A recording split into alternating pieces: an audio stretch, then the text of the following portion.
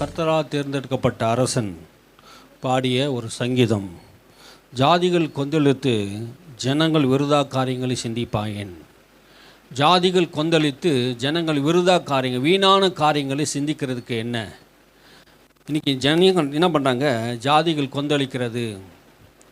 நிறைய ஜாதிகள் ஜனங்கள் என்ன பண்ணுது? தேசத்தில் கொந்தளிக்கிறது.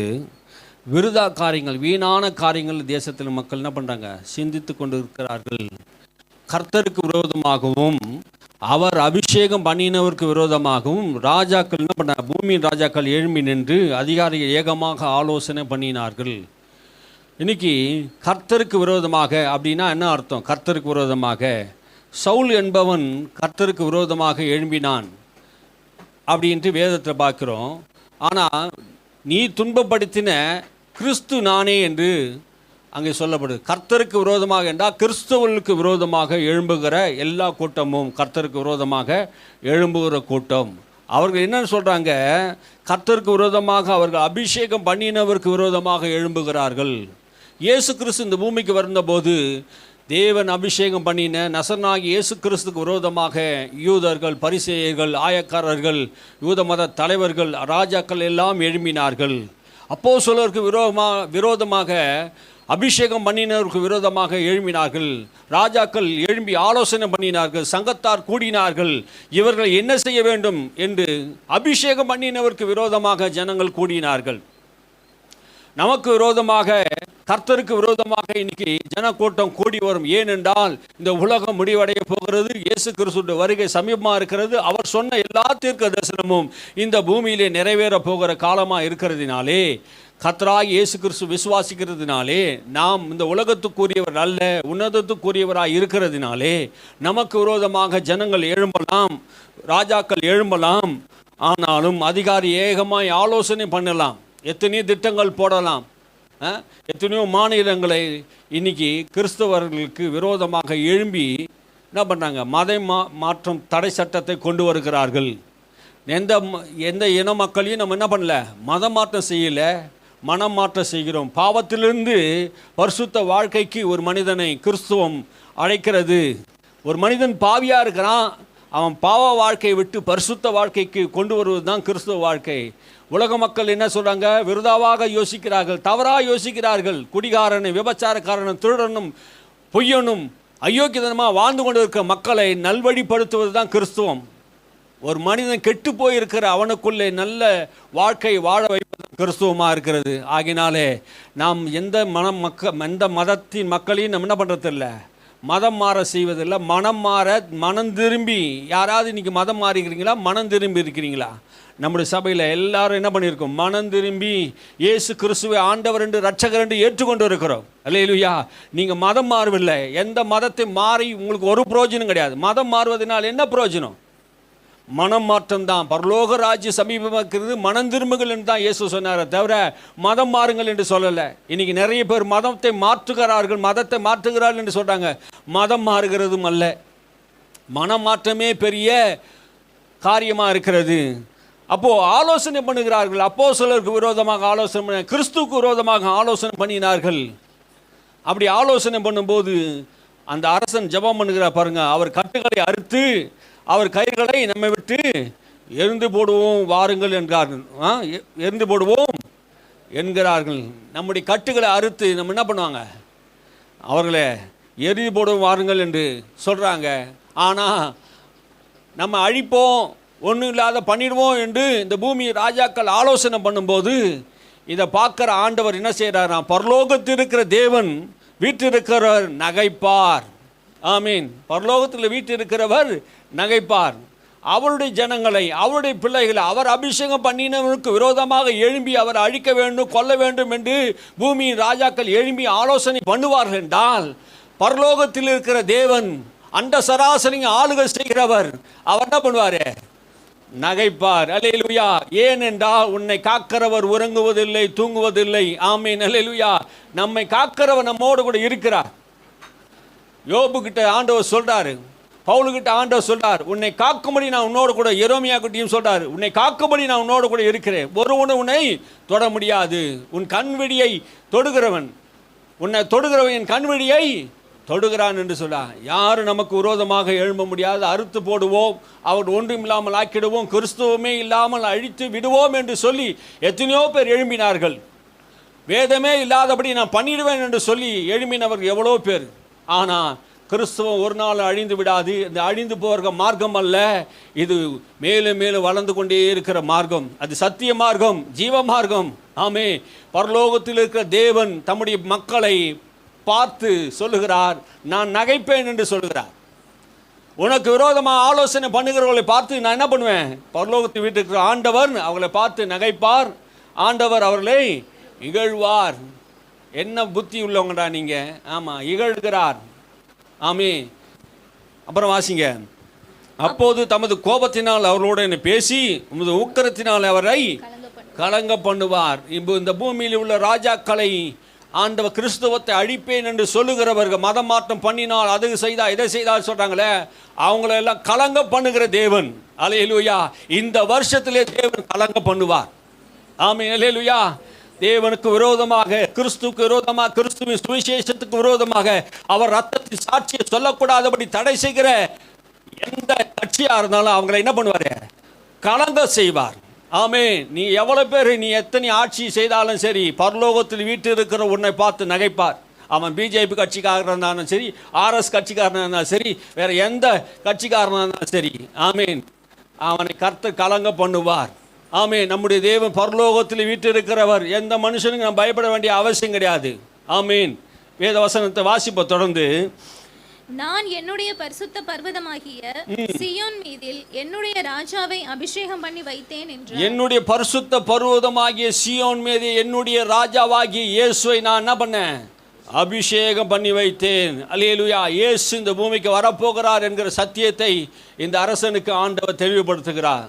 சீயோனிலே, எருசலேமிலே நசரனாகி இயேசு கிறிஸ்துவ தேவன் பரிசுத்த ஆவியினால் வல்லமினாலே அவர் என்ன பண்ணாரு? அபிஷேகம் பண்ணினார். கட்டுண்டவர்களை விடுதலையாக்கும்படி, வியாதிஸ்தர்களை சுஸ்தமாக்கும்படி, மரித்தோரை எழுப்பும்படி, குஷ்டரோகிகளை சுஸ்தமாக்கும்படி இயேசு இந்த பூமியிலே நன்மை செய்கிறவராக, அபிஷேகம் பண்ணப்பட்டவராக சீயோன் என்கிற எருசலேம் நகரிலே, பெத்லகேம் நகரிலே அவர் பிறந்தார். அல்லேலூயா. அபிஷேகம் பண்ணப்பட்டவர் இந்த பூமிக்கு வந்தான். தீர்மானத்தின் விவரம் அப்படின்னா என்ன அர்த்தம்? ஏற்கனவே தீர்மானித்தார். உலகம் தோன்றுவதற்கு முன்பாகவே இயேசு கிறிஸ்து இந்த பூமியிலே பிறக்க வேண்டும் என்பது தேவன் தீர்மானித்தார். தீர்மானத்தின் விவரம் ஏதோ இப்போ எடுத்த முடிவு அல்ல. ஆதிகாலம் முதல், தொடக்கம் முதலே அவர் பூமியிலே பிறப்பார் என்று ஆதாமுக்கும் ஏவாளுக்கும் சொல்லப்பட்டது. அவர் இந்த பூமியிலே ஸ்திரீயின் வித்தாக பிறப்பார். தீர்மானத்தின் விவரம் அப்படின்னா என்ன? பங்கு பங்காகும், வகை வகையாக தீர்க்கதரிசிகளுக்கு கொஞ்சம் கொஞ்சமாக வெளிப்படுத்தின தேவன் கடைசி நாட்களில் குமாரன் மூலமாக நமக்கு திருஷ்டாந்தப்படுத்தினார். கொஞ்சம் கொஞ்சமாக ஆண்டவர் நமக்கு வெளிப்பட்டார் தீர்க்கதரிசி மூலமா. இப்போது குமாரன் பூமியிலே எருசலேமிலே பிறந்து விட்டார். அல்லேலூயா. இவரை குறித்து எழுதியிருக்கப்பட்ட சங்கீதம் தான். தீர்மானத்தின் விவரம் சொல்லுவேன். கர்த்தர் என்னை நோக்கி, நீர் என்னுடைய குமாரன், இன்று நான் உன்னை ஜெனிப்பித்தேன் என்று இயேசு ஞானஸ்நானம் எடுத்த போது அங்கே பரலோகத்தின் தேவன் சொல்லுகிறார், இன்று நான் உன்னை ஜெனிப்பித்தேன். இயேசுடைய பிறப்பு, இயேசுடைய ஞானஸ்நானம், இயேசுடைய உயிர்த்தெழுதல் வல்லமையை இங்கே நாம் பார்க்க முடிகிறது. ஆமென். அல்லேலூயா. இன்று என்னுடைய குமாரன், நீ என்னுடைய குமாரன், இன்று நான் உன்னை ஜெனிப்பித்தேன். கேளுங்கள், அப்போது ஜாதிகள் உமக்கு சுதந்திரமாகவும் பூமி எல்லைகளை சொந்தமாக கொடுப்பேன். அல்லேலூயா. இந்த வசன வாக்குத்தத்தங்கள் எல்லாம் நம்ம எல்லாம் கேட்கணுங்க. கேளுங்கள், ஆண்டவர்கிட்ட கேட்கணும். ஜாதிகளை சொந்தமாக்க தருவார், பூமி எல்லைகளை உனக்கு சுதந்திரமாக தருவார். இந்த வசனத்தை நான் பல முறை நான் என்ன பண்ணுவேன்? விசுவாசத்திலே ஜெபம் பண்ணி என்ன பண்ணியிருக்கிறேன்? சுதந்திரித்தது உண்டு. ஆமே. விசுவாசத்தை நாம் பின்பற்ற வேண்டும். அல்லேலூயா. வசனங்கள் மேல் நம்பிக்கையும் விசுவாசமும் இருக்கும்போது அந்த வசனம் நமக்காக வேலை செய்யும். ஆமே. சத்திய வசனம் இது. இது பொய் அல்ல. இது திரும்ப வராது, வெறுமையா வராது என்னிடத்திலே என்று கர்த்தர் சொல்றாரே.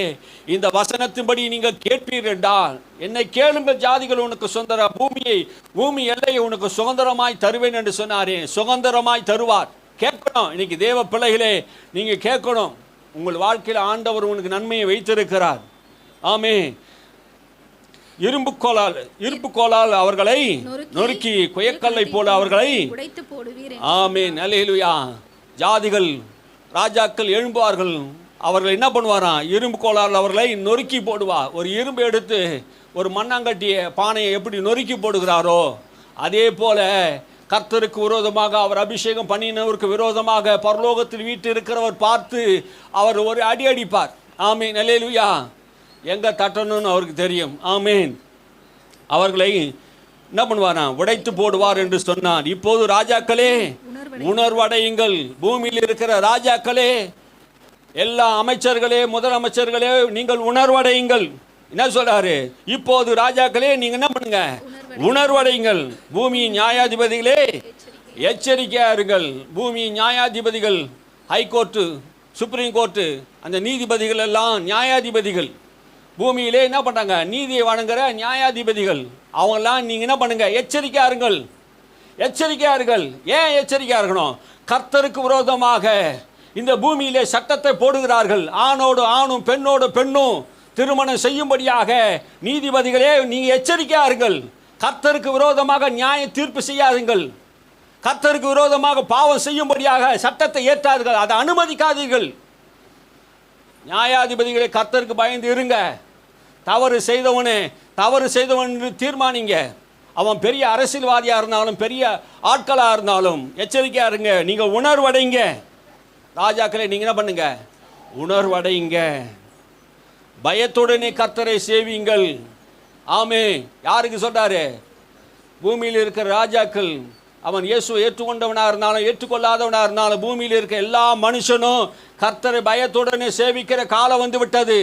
நம்முடைய தேவன் பூமி முழுவதும் அரசாளுகிற தேவன். இவர்கள் பூமியிலே தான் ராஜாக்கள். அவர் அண்ட சராசங்களில் ராஜாக்களை உண்டாக்கி அவர் ராஜாதி ராஜாவாக வீற்றிருக்கிறார். அல்லேலூயா. ராஜ்யமும் அதிகாரமும் வல்லமையும் அவருக்குரியதே, மகிமை அவருக்குரியதே, கனம் அவருக்குரியதே. எந்த அதிகாரம் அவராலே பெறப்படுகிறது மனிதனுக்கு? அவர் தான் அந்த பூமியிலே அதிகார பொறுப்பை ஒரு மனிதனுக்கு தருகிறார். ஆகினால பூமியில் இருக்கிற ராஜாக்களே, தேவனுடைய நியாமத்தின்படி, கற்பனையின்படி, சட்டத்தின்படி, நீங்கள் வேத பிரமாணத்தின்படி விரோதமாக எழும்பாதீர்கள். எச்சரிக்கையாக இருங்கள். கர்த்தர் வருகிறார். பயத்தோடு நீங்க அவரை என்ன பண்ணுங்க, சேவியுங்கள். அல்லேலூயா. கர்த்தருடைய பிள்ளைகளே, நீங்கள் பயத்தோடு கர்த்தரை என்ன பண்ணணும், சேவிக்க வேண்டும். அவரை ஆராதனை செய்ய வேண்டும். பயபக்தியோடு தேவனை நாம் தொழுது கொள்ள வேண்டும். குமாரன் கோபம் கொள்ளாமலும் வழியிலே நீங்கள் அழியாமலும் இருக்கும்படி அவரை என்ன பண்ணுங்க, முத்தம் செய்யுங்கள். தேவ கோபம் வருகிறது. ஆமே, இந்த உலகத்தில் தேவ கோபம் வருகிறது. பாவம் செய்தவர்கள் தேவன் விட்டு விடாமல் இந்த பூமியை ஆக்கினி தீர்ப்புக்குள் கொண்டு வருகிற இயேசு வருகையின் போது இந்த பூமி முடிவடைய போகிறது. பாவம் செய்தவர்களுக்கும் பரிசுத்தமாக வாழ்ந்தவருக்கும் இயேசுடைய வருகையிலே, நியாய தீர்ப்பு நாளிலே இது நடக்க போகிறது. ஆகினால் குமாரன் கோபம் கொள்ளாதபடிக்கு இயேசு கிறிஸ்துவை மேல் நீ ஏற்றுக்கொள்ளாமல் வாழ்ந்து நீ அறியாமல் இன்னும் இயேசு அறியாமல் இருப்பீர் என்றால் அவர் உன்மேல் கோபம் செய்வார். அவரை முத்தம் செய்யுங்கள். கொஞ்ச காலத்துடைய ஒரு கோபம் பற்றி எரிய போகிறது. ஆமென், அல்லேலூயா. இன்னும் கொஞ்ச காலத்திலே இந்த பூமி முழுவதும் அவருடைய கோபம் பற்றி எரிய போகிறது. அவரை அண்டிக் கொள்கிறவர்கள் பாக்கியவான்கள். ஆமே, பூமி முழுவதும் பற்றி எரிய போகிறதை நாம் பார்க்க போகிறோம். பூமி முழுவதும் என்னங்க சொல்கிறாங்க, கடைசி நாட்கள் இதெல்லாம் நடக்குங்க. ஆமாம், வேதம் என்ன சொல்லுவதோ, இந்த பூமியை என்ன பண்ணுறாரு, அக்கினிக்கு இரையாக வைக்கப்பட்டு இருக்கிறது. இந்த பூமி முழுவதும் ஒரு நாள் அக்கினிக்கு இரையாகும் என்று சொல்றார். இந்த பூமி முழுவதும் கர்த்தர் புதுமையாக்குவதற்கு மீண்டும் இந்த பூமியை என்ன பண்ணாரு, ஒரு தரம் ஜலத்தினால் அழித்தா, பின்னொரு நாள் பேதுரு சொல்கிறார் இந்த பூமியை என்ன பண்ணுவாராம், அக்கினினால் அழிக்க போகிறார் என்று வேதம் சொல்கிறது. அதற்கான ஆயுத்தங்கள் இந்த உலகத்தில் இருக்கிறது. அணுகுண்டுகள் பூமியில் மனுஷன் தயாரித்து வைத்திருக்கிறான். 2 அணுகுண்டு போட்டால் உலகம் முழுவதுமே அழிந்து விடக்கூடிய அளவுக்கு அணுகுண்டுகள், 7 உலகங்களை அழிக்கக்கூடிய அணுகுண்டுகள் இந்த பூமியில் இருக்கிறது. மனிதன் எல்லாம் தயாராக இருக்கிறான் தேவ சித்தத்தை செய்வதற்காகவே. ஆகினாலே அவரை நாம் அண்டிக் கொள்ளுகிறவர்கள் பாக்கியவான்கள். இயேசுவை ஏற்றுக்கொள்ளுகிறவர்கள் பாக்கியவான்கள். ஆமீன், அல்லேலூயா. அவரை அண்டிக் கொள்ளுகிற இயேசுவை ஏற்றுக்கொள்ளுகிறவர்கள் பாக்கியவான்கள். அவர்கள் கிறிஸ்துக்குள்ளே மரித்தாலும் படைப்பார்கள். ஆமீன், அல்லேலூயா. மரணம் யாரையும் விட்டு வைக்காது. மரணம் எல்லாருக்கும் வரும். இந்த உலகத்தில் ஆபத்து வரும்போது நீதிமானுக்கும் எல்லாருக்கும் ஒரே மாதிரி தான் நடக்க போகுது. ஆனால் நியாய தீர்ப்பு நாளிலே அது வித்தியாசமாக இருக்கும். பூமியில் நீதிமானும் ஒரே மாதிரி மறிக்கிறான், துன்மார்க்கனும் ஒரே மாதிரி மரிக்கிறான். எல்லாரும் வயதாகி மரிக்கிறார்கள். சில பேர் என்ன பண்ணாங்க, சீக்கிரத்தில் மரிக்கிறார்கள். ஆனால் எல்லாருக்கும் மரணம் என்கிறது சரீரத்தில் உண்டு. ஆனால் தேவனுடைய நியாய தீர்ப்பு நாளிலே இயேசுவை அண்டிக் கொள்கிறவன் பாக்கியவான், ஆசீர்வதிக்கப்பட்டவன். ஆமே, அவர் உங்களுக்கு நித்திய ஜீவனை தருவார். ஆமே, பாவங்கள் கழுவப்பட்டவன், பாவம் மன்னிக்கப்பட்டவன் நித்திய ஜீவனை பெறுகிறான். இது கர்த்தராகிய இயேசு கிறிஸ்து மூலமாக நமக்கு பிதாவாகிய தேவன் இலவசமாய் கொடுக்கிற ஒரு ஈவு. இலவசமாய் ஆண்டவர் தராரு. இந்த ஈவை நாம் பெற்றுக்கொள்ளும் போது நாம் பாக்கியவான்களாக இருப்போம். கர்த்தர் சங்கீதம் 2 படி நம்மை ஆசீர்வதிப்பாராக. ஆமென். அல்லேலூயா.